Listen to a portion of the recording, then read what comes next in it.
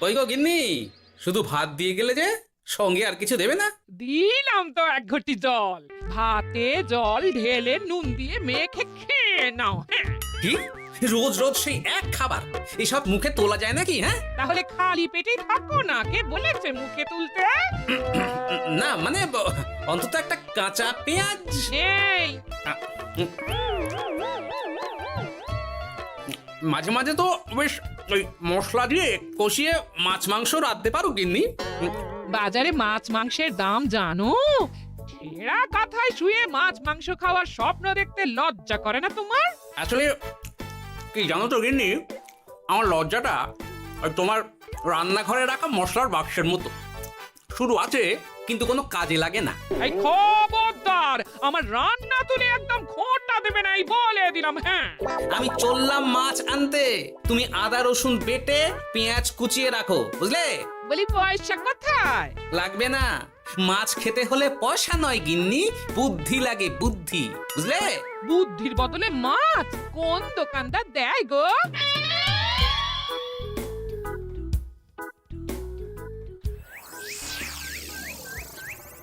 না না না না না, কিছুতেই বুঝে উঠতে পারছি না। এই নিন জাহাপনা, আপনার জন্য আম পোড়া শরবত এনেছি, খেয়ে নিন। ওরা কপাল আগে সামলাই, তারপর আম পোড়ার শরবত খাবো। সে কি জাহাপনা, আম তো আপনার প্রিয় ফল। তার চেয়েও প্রিয় ক্ষমতার লোভ। এদিকে কৃষ্ণনগর ঠিক যেন পাকা হিমসাগর, ওদিকে বর্ধমান যেন হৃষ্টপুষ্ট ফজলি, আর খাম্বাজ রাজ্য যেন লাল হলুদ গোলাপ ঘাস। এদের একসঙ্গে খেতে না পারলে আমার ঠিক ভাত হজম হচ্ছে না উজির। হবে হবে, খুব তাড়াতাড়ি এই রাজ্যগুলো আপনার বর্ষতা স্বীকার করবে জাহাপনা। শুধু চাই সঠিক উপায়। কি উপায়? এদের সঙ্গে যুদ্ধে লড়ে আপনি সহজেই রাজ্যগুলো জিতে নিতে পারেন জাহাপনা, কিন্তু তাতে রাজ্যবাসীর ভালোবাসা পাবেন না। রাজ্যবাসীর ভালোবাসা পেতে হলে প্রমাণ করতে হবে তাদের রাজারা অপদার্থ। কি বলছো উজির? আমার তো কিছুই মাথায় ঢুকছে না। আপনি হলেন বাংলার নবাব, আর কথায় আছে না, মাছে ভাতে বাঙালি। বাঙালিকে না বুঝলে বাংলা জিতবেন কিভাবে? আসুন আসুন জাহাপানা, আসুন, আমি আপনাকে বাতলে দিই বাংলা জেতার উপায়। সাব্বাস সুজির, তোমার বুদ্ধিটা ঠিক পাকা ল্যাংড়া আমের মতো না, মিষ্টি।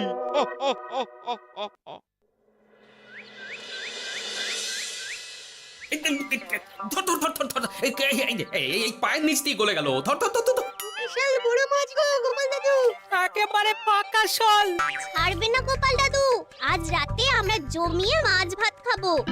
খেতে তো হবে শোল মাছের ঝোল আর তেল কই। তোদের দিদাকে বড় মুখ করে বলে এসেছি, এই, ধরেছি।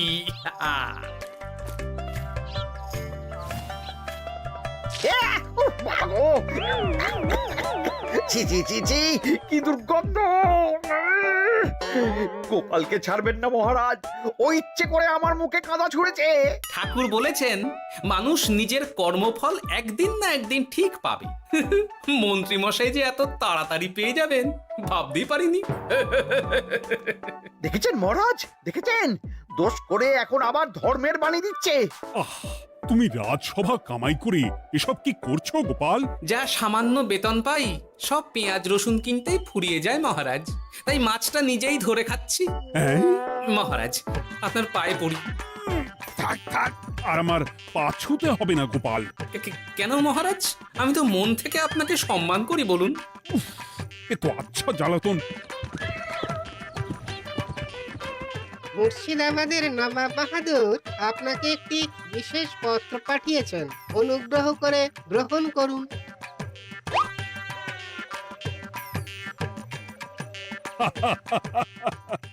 এ তো দারুণ আবদার। যাবো যাবো, আমি অবশ্যই যাব।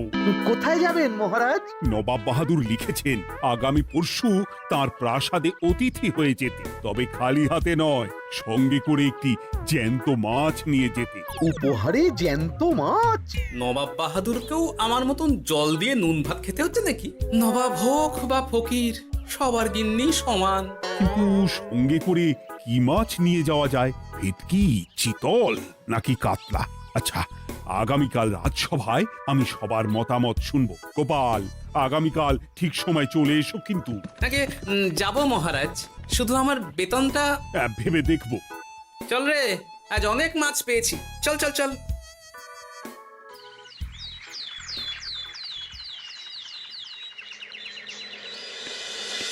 কি মহারাজ, আপনাকে এত চিন্তিত দেখাচ্ছে কেন?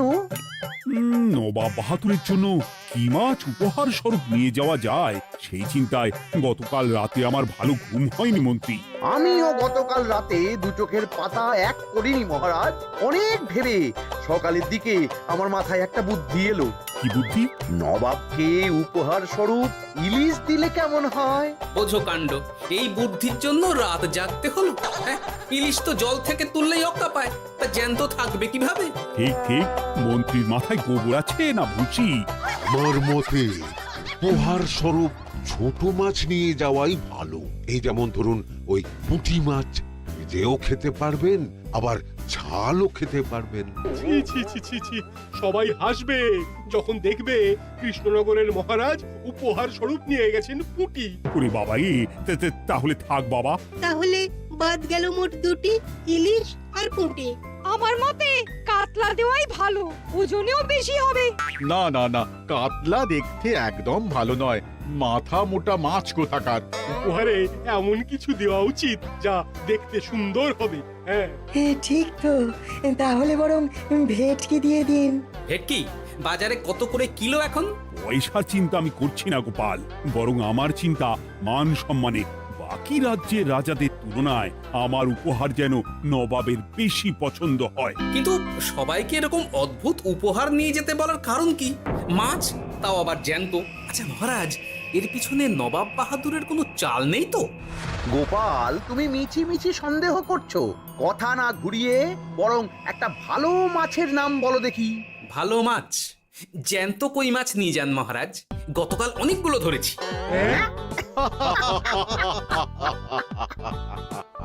কি, এত ভালো ভালো মাছ থাকতে আমি শেষে কই মাছ নিয়ে যাব? তুমি সমাধান না দিয়ে উল্টে মজা করছো গোপাল।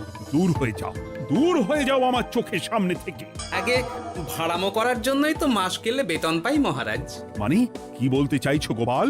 নবাব বাহাদুর কি চান সেটা আমরা সবাই জানি, তাই বলছি মাছের গর্তে হাত ঢোকানোর আগে পরীক্ষা করে নেওয়া উচিত ভেতরে সাপ আছে কিনা।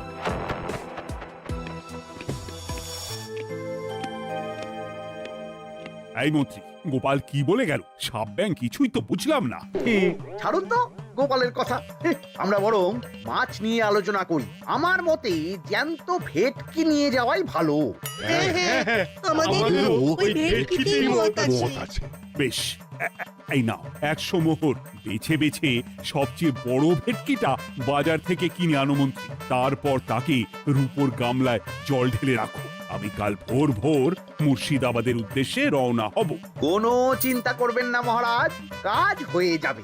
যাওয়ার সময় চিঠিটাও সঙ্গে করে নিয়ে যেতে হবে। নবাবের হুকুম।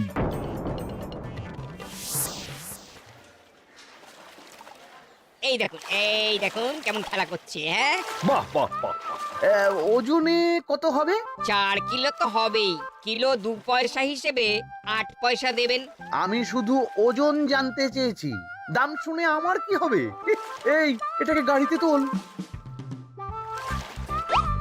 আর মাছের দামটা? মুর্শিদাবাদের নবাবকে আমাদের মহারাজ এই ভেটকিটা উপহার স্বরূপ দেবে। তোর ভাগ্য ভালো যে মাছটা তুই ধরে এনেছিস। আবার টাকা কিসের রে? আয় রে আয় আয় আয় আয় আয়, আমার কত ক্ষতি হয়ে গেল।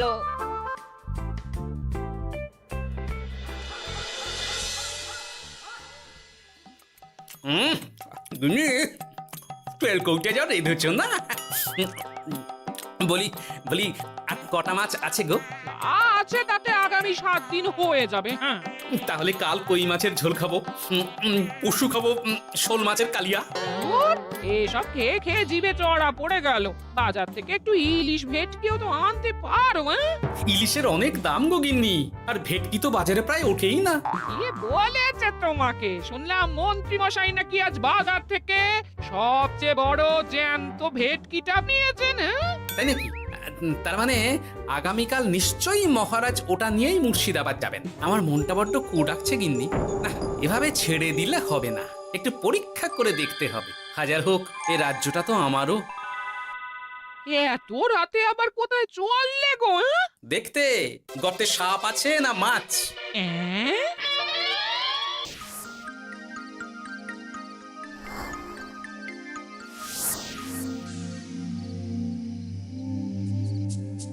এ কি গোপাল, এত রাতে? সব ঠিকঠাক বুঝেছো তো? হ্যাঁ হ্যাঁ, তুমি কোনো চিন্তা করো না গো গোপাল দাদা। তাহলে কাল উত্তরের জঙ্গলে।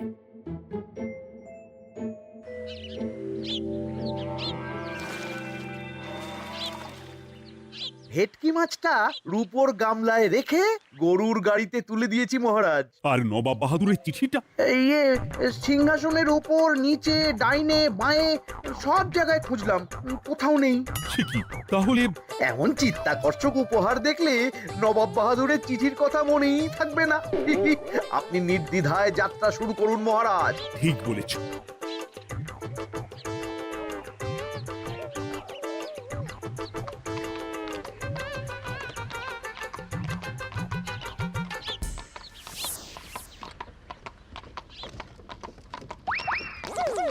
ওই তো মহারাজের রথ এসে গেছে।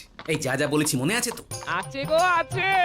ভেটকি মাছের পাতুরি আর ঝোল দুটোই রাঁধবো। হ্যাঁ, আমার ফিরতে কদিন দেরি হতে পারে, বেশি দেরি হলে তোমরা খেয়ে নিও, এবার লুকিয়ে পড়ো।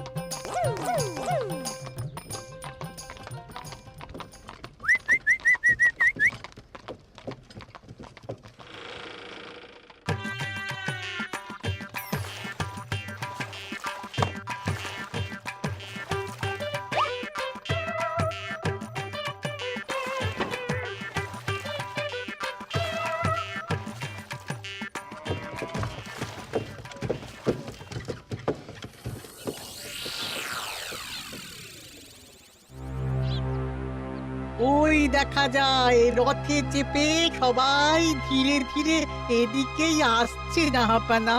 আসতে দাও, আসতে দাও, এবারই খেলা জমবে। এসো এসো, তোমাদের সবাইকে মুর্শিদাবাদে স্বাগত জানাই। আমার উপহারের কথা মনে আছে তো? আছে জাহাপানা আছে, শুধুমাত্র আপনার জন্য আমি নিয়ে এসেছি একটা জ্যান্ত কাতলা। এই নিয়ে এসো। আমার উপহারও কিছু কম নয় জাহাপানা, নিয়ে এসো। আর তোমরা? আর কৃষ্ণচন্দ্র, তুমি কি এনেছো? এদের সবার চেয়ে ভালো উপহার এনেছি, যা দেখলে আপনার মন একেবারে আনন্দে নেচে উঠবে। ইচ্ছে করবে এক্ষুনি হয় পাতুরি না হয় ঝোল করে খেয়ে নি। তাই নাকি? হ্যাঁ, খাস নবাব বাহাদুরের জন্য আমার বিশেষ তোফা। কই, নিয়ে এসো। এই তো কই নিয়ে এসেছি মহারাজ। গোপাল, তুমি? ভেটকি কোথায়? এতক্ষণে গিন্নি রান্না বসিয়ে দিয়েছে।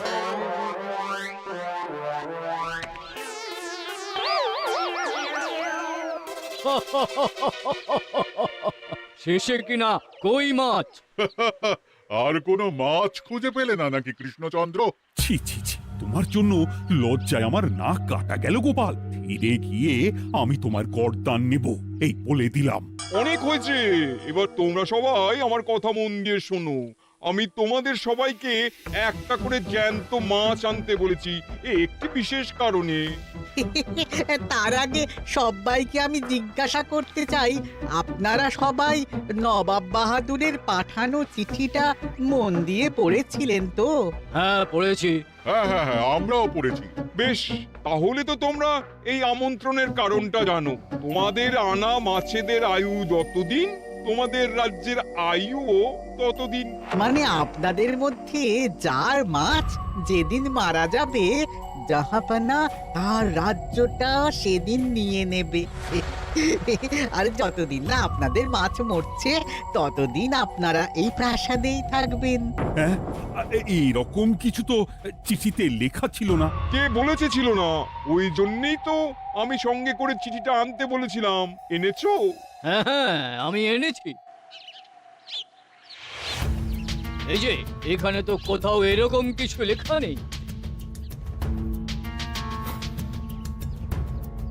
তোমরা হলে রাজা, রাজাদের সব সময় চোখ কান খোলা রেখে চলতে হয়। উজির, এই নাও।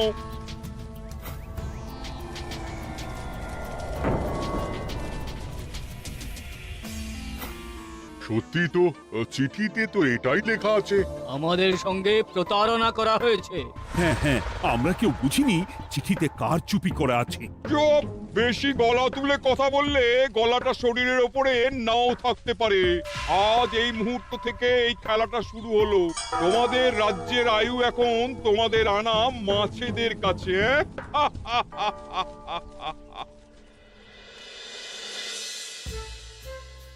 উজির, কার মাছের কি অবস্থা? আগে বাকিরা মোটামুটি সাঁতার কাটছেও, খাম্বাজ রাজার আনা কাতলা খাবি খাচ্ছে। মনে হয় খুব তাড়াতাড়ি যাবে। বাবা বাবা বাবা, এ তো খুব ভালো কথা। অপেক্ষা করি তবে। গেল গেল, আমার রাজ্যটা ভেসে গেল। গেছে মহারাজ, গেছে। আজ থেকে খাম্বাজ রাজ্য আমার। খাম্বাজ রাজাকে বন্দি করো।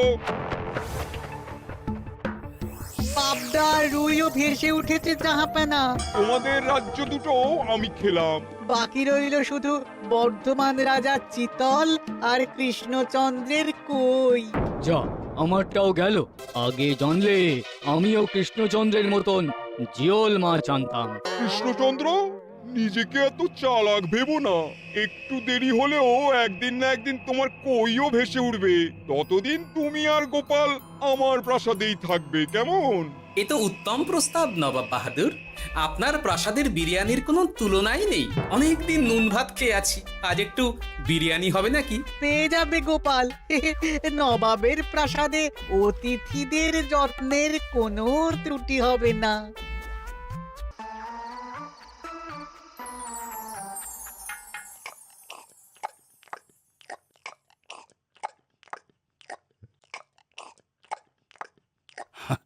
আমাকে ক্ষমা করে দিও গোপাল, আমি তোমাকে অনেক কথা শুনিয়েছি, কিন্তু এখন বুঝতে পারছি কেন তুমি ভেটকির বদলে কই মাছ এনেছো। আহ, বিরিয়ানিটা যে রেঁধেছে না, বুঝি এই নবাবের বাবুর্চিকে কোনোভাবে কৃষ্ণনগরে ধরে নিয়ে যাওয়া যায় না মহারাজ? গোপাল, কোনো মাছই অমর নয়। একদিন তোমার আনা ওই কই মাছটাও মারা যাবে, আর সেদিন আমাদের কৃষ্ণনগর রাজ্যটা নবাবের হবে। আহ, ভাতগুলো একেবারে ঝুড়ো ঝুড়ো, আর মাংসটা তুলোর মতন নরম। আমার কথা কি তোমার কানে যাচ্ছে? গোপালের চোখ কান সব সময় খোলা থাকে মহারাজ, আর তাই চিঠির কারচুপিটা ধরতে আমাকে বেশি বেগ পেতে হয়নি। কিন্তু কিভাবে বুঝলে গোপাল চিঠির রহস্যটা? কারণ আমি জানতাম নবাব বাহাদুর অনৈতিক কিছু করবেন না। গায়ের জোরে নয়, বুদ্ধি দিয়েই উনি বাজিমাত করবেন। অবশ্য এ ব্যাপারে আমাকে সাহায্য করেছে বিজ্ঞানী। একটা সাহায্য করতে পারবেন বিজ্ঞানী?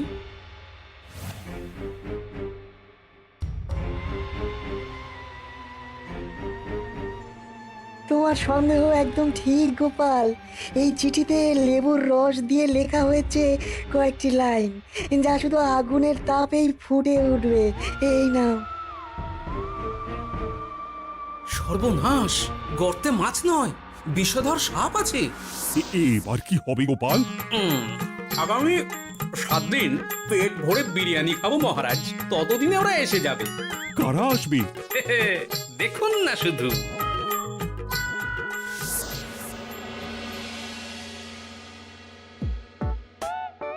এই তোমার বুদ্ধি? দেখলে তো গোপাল এসে কেমন সবকিছুর উপরে জল ঢেলে দিল। মানে বুঝতে পারিনি যে ওরা ওরা চিঠির কারচুপি সব ধরে ফেলবে। কৃষ্ণচন্দ্রের কই মাছের কি খবর? সেটা কি এখনো জীবিত? আগে আমাদেরও একই প্রশ্ন নবাব বাহাদুর। এভাবে আর কদিন চলবে জানা নেই। কবে যে সব থেকে মুক্তি পাবো। দাঁড়ান জাহাপানা, আমি ছুটে গিয়ে দেখে আসছি মাছটা জীবিত আছে কিনা। তুমি বুনোল হলে আমিও বাঘা তেঁতুল। কৃষ্ণচন্দ্র, যতদিন না মাছটা মরছে তোমাকে আমি এখানেই আটকে রাখবো। সর্বনাশ হয়ে গেছে জাহাপানা, দেখবেন আসুন, দেখবেন আসুন। কি হয়েছেটা কি? চলুন না, নিজের চোখেই দেখবেন। সে কি, কই মাছ বাচ্চা দিয়েছে? এটার অপেক্ষাতেই তো ছিলাম। ওরা এসে গেছে মহারাজ। এবার আপনার রাজ্য সুরক্ষিত।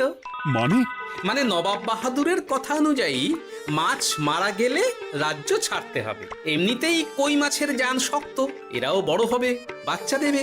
এইভাবে কই মাছের গুষ্টি মরে শেষ হতে হতে নবাব বাহাদুর আর বেঁচে থাকবেন না। হ্যাঁ নয়, হ্যাঁ। বেছে বেছে ঠিক মা কই মাছটাকে নিয়ে এলে। এবার রাজ্যে ফিরি। কি লাভ? সেই তো নুন ভাত খেয়েই থাকতে হবে। না, আমি তোমার বেতন 10 গুণ বাড়িয়ে দেব। আর যাওয়ার সময় নবাবের বাবুর্চিকেও ধরে নিয়ে যাব। আজ থেকে তুমি শুধু বিরিয়ানি খাবে। জয় জয় মহারাজের জয়, জয় কই মাছের জয়।